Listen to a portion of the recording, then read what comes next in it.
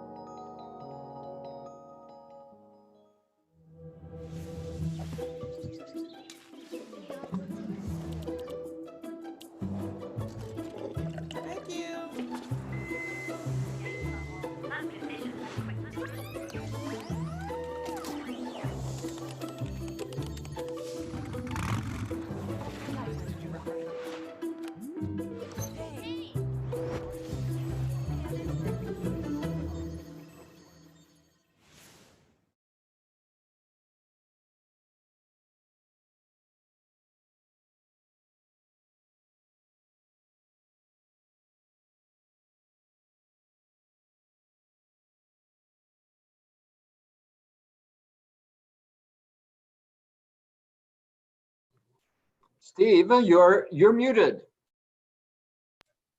was a great start. How are we doing? Am I unmuted now?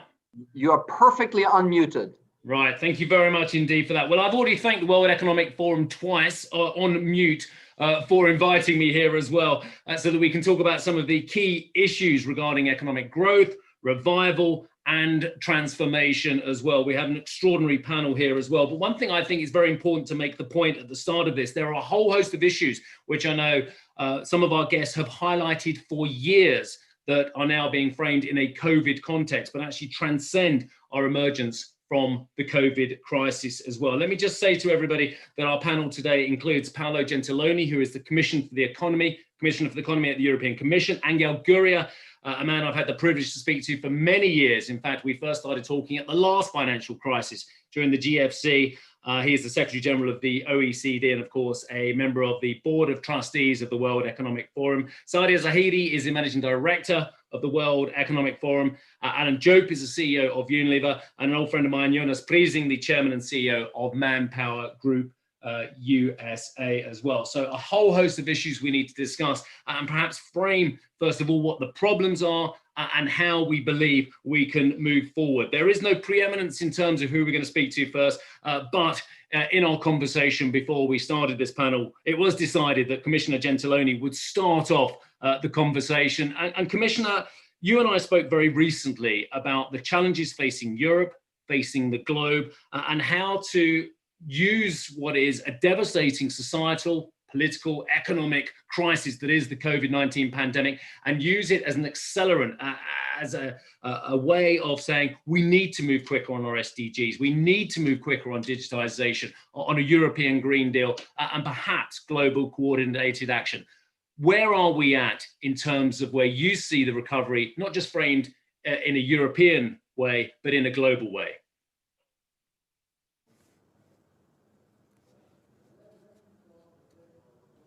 Well, thank you very much. Indeed, I think definitely this is the key issue. We should be able to use this opportunity to transform our economies, to make the crisis a driver for transformation. Of course, it's very difficult to stress this point now, because the degree of uncertainty is still very high and even growing, at least in Europe. We had a recovery underway since May, but losing momentum in September, October, and the new measures that are going on in several European countries are increasing this level of uncertainty. But despite this, we had, I think, a strong response from the European Union, unprecedented.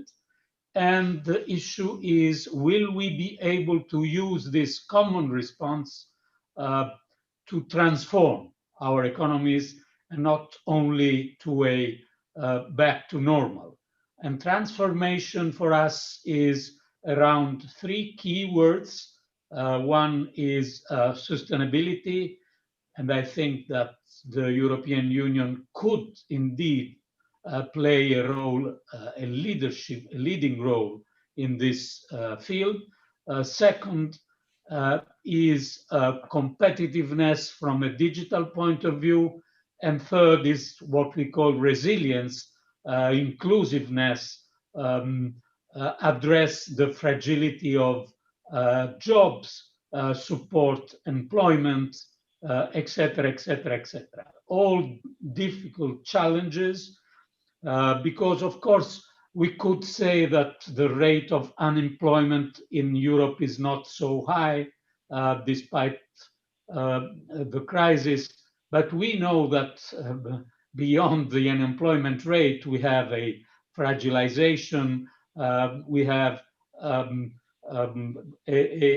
increase of gender gap in the job market, and we have a drop in hours worked. So the commitment to strengthen jobs and employment, it's very important, and it's one of our main priorities. I'm happy that today is the very day when we are not launching but beginning to practice this program that we call SURE, that is supporting short-time work schemes. But all in all, this, I think, is the real challenge in a still difficult situation because we are not out of the woods. We should insist that the sustainability, competitiveness, and resilience are an opportunity to use for good the crisis we are in. Steve. Mr. Gentiloni, thank you very much indeed for that. Let me move on straight away from Brussels to Paris, and a man who I've been speaking to about these global challenges at various G7, G8, G20 meetings and beyond for well over a decade. And Angel Gurria, I know your passion, sir, and I know your desire for a great reset and for global deals as well. What gives you hope that now you can achieve some of those aspirations as opposed to prior times when many of the aims that you've had and that the OECD has had have been thwarted by protectionism, by individual interests, et cetera, et cetera? Well, the problem is that we were in pretty bad shape before COVID because we had the trade tensions. The trade tensions led to a drop in confidence. The drop in confidence led to a drop in investment, and the drop in investment led to a drop in growth.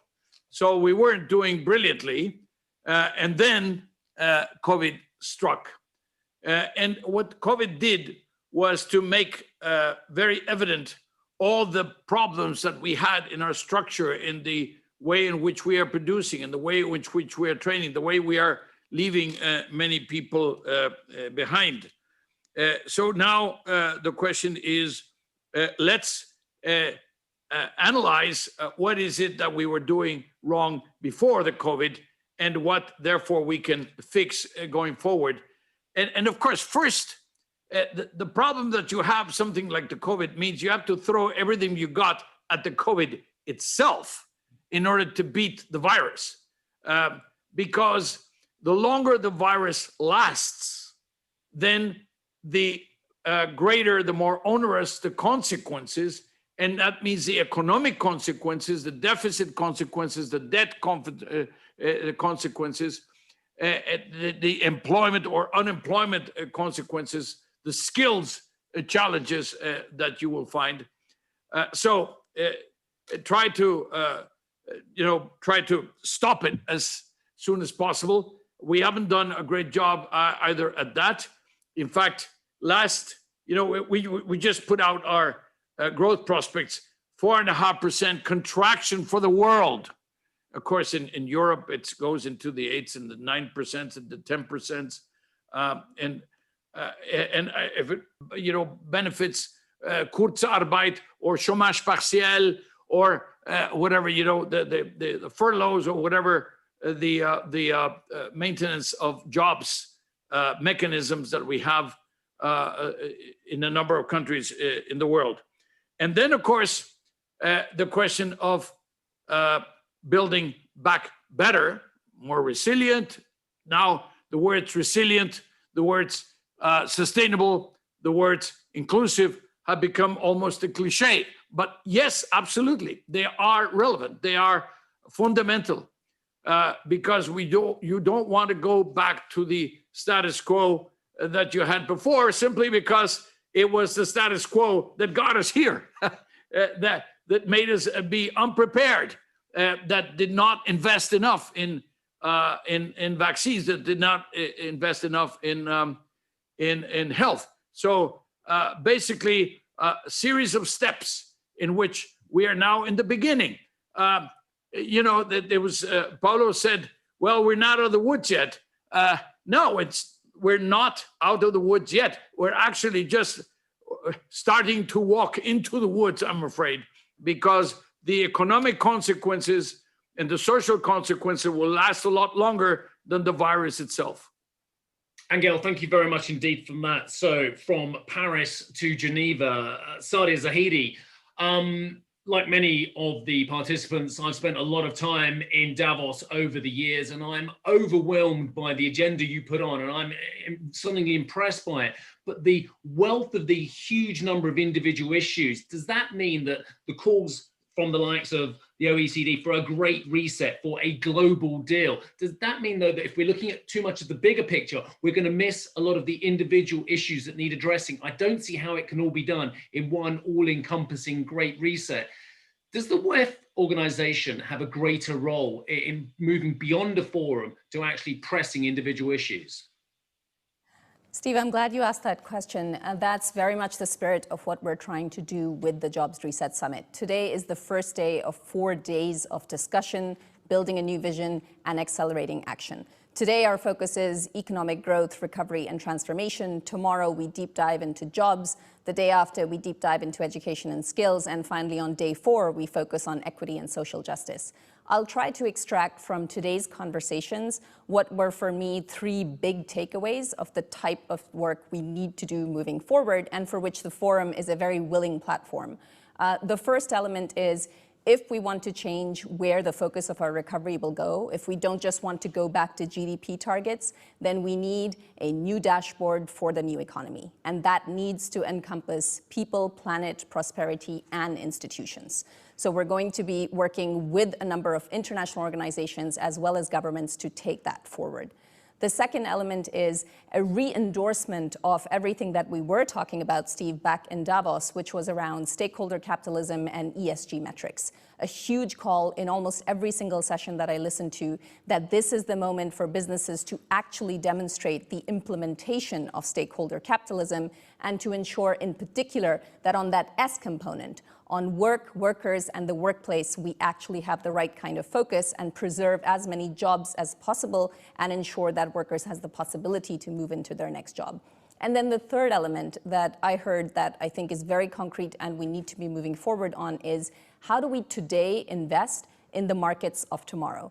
And we released today a piece of work that has been done with multiple stakeholders, including some that are on the panel with us today, which is on identifying 20 markets of tomorrow, everything from edtech to space technology to broad spectrum antivirals, and how we make those kinds of investments today, because that's how we get a job-full recovery. I think that's a fantastic point to bring in, Sadia, Alan Jope and Jonas Priesing as well. Alan, if I can start off with you. Look, there I was in Le Bourget in 2015, and I was very impressed by what Paul Polman was trying to do. And I've been very impressed since by what you've tried to do beyond that, and to move beyond COVID and look at climate issues, look at ESG issues, look at how it can become from shareholder to stakeholder as well. How resistant are shareholders, Alan, or are they buying into it? Are they loosening their desire for outright profits in view of other issues, other metrics, which Sadia was talking about? Thanks, Steve. I think the short answer is business is on the move. The changes that Sadia referred to, the changes that the Commissioner and the Secretary General referred to, I'm an optimist. I start to see them happening. Most big private sector companies are making net zero commitments. The prospect of non-financial metrics taking hold at scale is very real. Stakeholder capitalism is being talked about by the Business Roundtable and the World Business Council for Sustainable Development, with many companies signing up. There's a chance that carbon markets will take off. And maybe to answer your question directly, even 2 years ago when I took the role as CEO of Unilever, when I met with shareholders, there was typically a junior person in the corner of the room with ESG responsibility. Now it is a core question that portfolio managers are asking. We're being constantly asked, are we making progress on our ESG commitments? All of our management's reward is now linked to ESG. And it's because finally the penny is dropping that this is not a trade-off between doing the right thing and doing the profitable thing. Doing the right thing is a pathway to a more profitable, more sustainable business. And you know why? The root cause of it all is that young consumers are voting with their pound, their euro, their dollar, their renminbi, and will only buy from and will only work for private sector businesses that are run properly. Alan, excellent. Thank you very much indeed. I'll come back to a couple of points you raised there. Jonas, you and I have had many conversations about the jobs of the future. And one thing that's really annoyed me over the years is people coming to me and CNBC and saying the jobs of the future haven't been invented yet. Well, then I obviously come back and say, well, how can we train people? How can we educate people for this as well?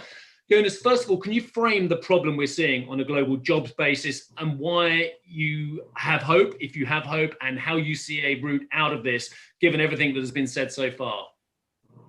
Well, I think we've had some great conversation, Steve, and really what the pandemic is doing is accelerating some of the structural changes, and you referred to, some opportunities in terms of those changes. As it relates to the labor market, what really is happening is that it's driving the continued bifurcation between the many opportunities that people have, even in this difficult time today, and looking forward even more so with the right skills, and those that are displaced because they don't have the skills that's needed for the future evolution. And the pandemic is accelerating this with digitization of jobs and the impact of technology and globalization in a new way. So just as we have had our discussions over the years, and especially coming out of the recovery after the great financial recession more than 10 years ago, we believe exactly the same thing will play out coming through this pandemic. It's going to be a two-speed recovery. So this discussion around, is it a V, I think has now been, it's clear it's not a V recovery, it's a U-shaped recovery. We believe it's a two-speed recovery, where many industries are coming out quicker than others. Some industries are of course impacted, but the same is true as well for the labor markets. People with the right skills are going to come back faster into jobs, and those that are impacted by some industries that are structurally impaired, but generally just continuing, that those with lower skill sets need help in reskilling and upskilling to be able to participate. The positive aspect of this is not new. Angel talked about some of the things that we saw and that's happened. We know this has been going on for some time, even during great times just before the pandemic, when unemployment levels were at their lowest level in many decades in many of our countries. So we know it's going to happen. So just as we've shown that we can put in significant resources to accelerate the investments we do to climate and improving our climate posture, now is the time, and I believe it's visible to both industries, policymakers, and to institutions, now is the time to make the same investment in terms of future-proofing our workforce, making the investments needed that we did not make in the financial recession, but making them now at a scale so that we can reskill and upskill the workforce, so that we create an inclusive society for everyone. Because in the end, if we don't do this, we will move from the healthcare crisis to economic crisis, and then a very significant social crisis. And that is not a sustainable position. So to create growth and inclusive growth, we need to ensure that we have the ability to help people make a transition from their current skill sets into the new skill sets. And if we do that, we can guarantee that what works for some today will eventually work for everyone for the benefit of us all. I mean, one of the great set of debates that Sadia and the team at WEF put on earlier this year was about AI and whether that will take a lot of the key jobs as well. So before I come back to Sadia on this one, just back at you, Jonas, very quickly as well. Are you confident that 21st century technologies will create jobs for people that are, again, fulfilling and with career development, rather than seeing this steady encroachment of these stunning AI models, which basically take away a lot of those jobs that we know today?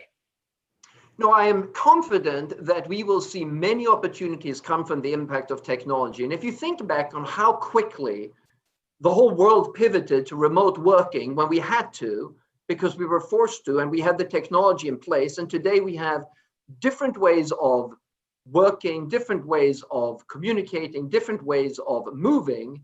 And we've made a tremendous shift in just 6 or 7 months. So we will be able to harness the power of technology in combination with human ingenuity and the human capital for growth and prosperity. But it's not going to be evenly distributed, and therefore we need to take specific actions. We've always had a contrarian view. We don't believe automation is going to wipe out all of the jobs and no new jobs will be created. Of course, industries will be undergoing significant changes due to the impact of technology, but by and large, if you have the right skills, you will be able to take advantage of those skills and create a better future for yourself and your family. But it won't happen unless we make a deliberate and purposeful intervention at scale to help all of the people that are today in industries that are going to be the most impacted, and help them upskill so that they can take advantage of the new opportunities of the future.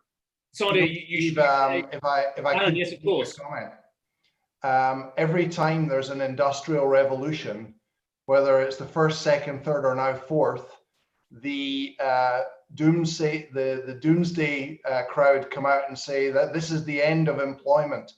And of course, in this fourth industrial revolution, there's going to be new types of jobs. And you only need to look at the mega trends of information technology, the biotech revolution, the green revolution. And actually on the panel, we've got Sadia, who's done more work than any of us on trying to understand what are the new jobs of the fourth industrial revolution. We must not get ourselves in a position where we become convinced that the end of full employment is an inevitable outcome of technological change. Thanks, Alan. Sadia, do you want to come in on this one? Because one thing I want to ask you, and then Angel, and come back to Paolo, is about the global coordination on this as well, and fears that as we emerge from COVID-19, we are not seeing a coordinated response, and actually there will be competition for technologies and competition for jobs, and indeed, obviously, that will have its ramifications on global economic growth.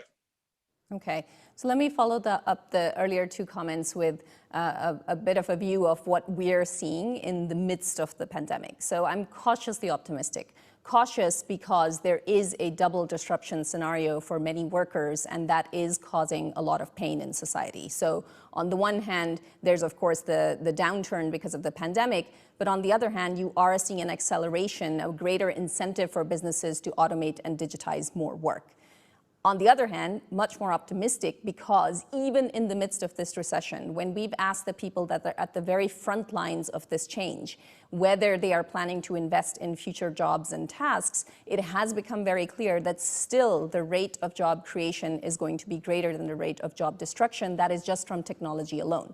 And we've seen a premium on the types of roles that have previously been ignored because they've now become frontline workers, whether that's care workers or postal workers or people who are working in grocery stores. So we're starting to see a lot of upward wage pressure as well for roles that have previously not been as valued in society. So I am cautiously optimistic, but I'd come back to the point that both Jonas and Alan made, which is we will need to proactively invest today to ensure that workers have the skills that they need, that they have the support that they need for job transitions and for redeployment. Without that, we are looking at a social crisis. Commissioner Gentiloni, some of the top businessmen I've spoken to at some of the extraordinary events I've been privileged to go to over the years have criticized Europe's ability to compete in 21st century jobs as well. A, do you see Europe actually now getting up to speed? And B, do you fear the global competition? Well, I think we have a chance. because indeed, at least in our intention, our reaction to this crisis and also this unprecedented amount of common money that we are putting on the table are clearly oriented to increase our competitiveness, especially in the two transition, the climate and the digital transition. Of course, this is not something that we should give for granted, because I've shared the optimism of the panel we are having, because we know that this is the direction we have to go for. But at the same time, this is not automatic. We could have a post-pandemic world with more trade tensions, less multilateralism, inequalities. It is not granted at all. For example, global coordination was not easy in this period, despite the efforts of Angel, the OECD, G20, G7. I participated of a lot of conversation in the G7 and G20 of finance minister, but I assure you that we reached something for example, the debt service suspension for poorer countries, but we have a lot to do. So the point is governments, stakeholders, players of our society converging in this idea that we should use this crisis as an opportunity to transform and keeping our commitments. Just one example to conclude, the Commission was under pressure on its original goal of the Green Deal during the pandemic. Are you insisting on this goal or are you postponing it? And the decision that we took is not to postpone, but to accelerate. But this, of course, will create tensions, risks of unfair competition from other global players. So it's, I think, a very huge challenge. And if we can say to our host of the World Economic Forum, this kind of a global conversation trying to put together the industry, the governments, the stakeholders is absolutely crucial if we want to keep this challenge. I'm going to ask one quick question to Angel, then I've got a final round. I know everybody's got a lot of meetings and further business to attend today. So Angel, I can't believe it was 2013 that I saw you walking in Locarno at the G8 meeting between Putin on one side and Mr. Obama on the other side. And you're a mover and shaker amongst the global elite, Angel. But I fear that the global elite is more split than ever before. You have worked so hard on so many issues, and dare I say, are still working on one quite big issue as we speak on digital tax. Yeah. Is coordination much, much worse than it was in 2009 through to 2013 now as well? Will we get a global coordinated response? Coordination is worse. In fact, coordination is missing in action. I think the private sector has done a better job at coordinating itself or at looking at common goals rather than the countries themselves. Why? Well, because how do you deal with trade if not multilaterally? How do you deal with investment issues if not multilaterally? How do you deal with migration issues if not multilaterally? How do you deal with climate change? How do you deal with biodiversity? How do you deal with a recovery going forward, if not multilaterally, if not by joining forces, if not by eliminating the barriers that we created from 2018 to 2020 that created a part of the problem before the COVID? How do you eliminate the obstacles to growth and the obstacles to crossing borders instead of making it easier? Now, in the case of the EU, and here I hope that Paolo Gentiloni is still around, because the decision that they took a few weeks ago about the 750 billion was the most important ever in terms of European integration, but also financially, the decision to share risks, that means financial risks and all sorts of other risks. That was one of the most important things. They're finding a number of practical problems now, but they will overcome that. That was a dramatic example of the type of approach that is needed now. And therefore, bodies like the G7, bodies like the G20 have to be strengthened precisely in order to coordinate. Right now, we have our work cut out for us, because we have a problem of growth, but we have also a problem of jobs, and we have a problem of skills, and we have a problem of education. And there was a moment where we had 1.5 billion children that were not in school, and many of them did not have tablets, didn't have connectivity, didn't have the right teachers, etc. So we're facing different types of problems today. But the answer is no, Steve, that we do not have enough coordination, we do not have enough cooperation, and that in the end is going to be the only solution, including, by the way, on vaccines, which is going to be the one thing that is going to hopefully get rid of the problem that we have today. I know that Paolo and Alan have very important meetings to go to, so I'm going to wrap up with a final round. And if I can just have one post-pandemic policy that can help drive sustainable business growth. This is a question from the audience as well. So why don't I start off with Paolo, because I know you're in a hurry, then I'll go to Alan, then I'll move along the line of the rest of our panelists as well. So if you have to do one actionable policy that you can do at an EC level, Mr. Gentiloni, what is it that's going to drive sustainable business growth? Well, I would say to stay to our strategy on the European Green Deal, because this is the real priority that could give us also strong opportunities on jobs, on finance, and on multilateral cooperation. It will not be an easy task, but I think that if we are coherent, we will be successful. Thank you very much indeed for that, Commissioner Gentiloni. Alan Joe. I don't know if it's interesting or boring to give it the same answer, but the policy ask I would have is for a green recovery.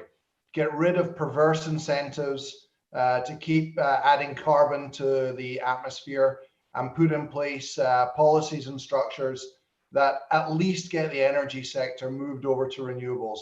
So green recovery, please. Jonas Priesing. In terms of aiding the big transition that we need to make in terms of reskilling and upskilling, what we need are policies aimed at moving our systems away from job security to employment security. And what I mean by that is facilitating the transition by helping people while they're moving from one industry to another, from one skill set to a future skill set. And I wanted to comment on Commissioner Gentiloni's view on the EU. The EU is actually best placed of almost any part of the world to make this transition, because there are infrastructure and support systems already existing, but it is very focused on job security as opposed to training, reskilling and upskilling while somebody is moving over to a different employment. And that, I think, is going to be very important for Europe, because otherwise we will have zombie industries that aren't making the shift. So we need to move them into that dynamic, but help all of the people, ensuring that they have the support system to be able to live and work and train while they find their new occupation. Sadia, it's a difficult question because we're asking for what policies that can, but I'll take one from you, Sadia.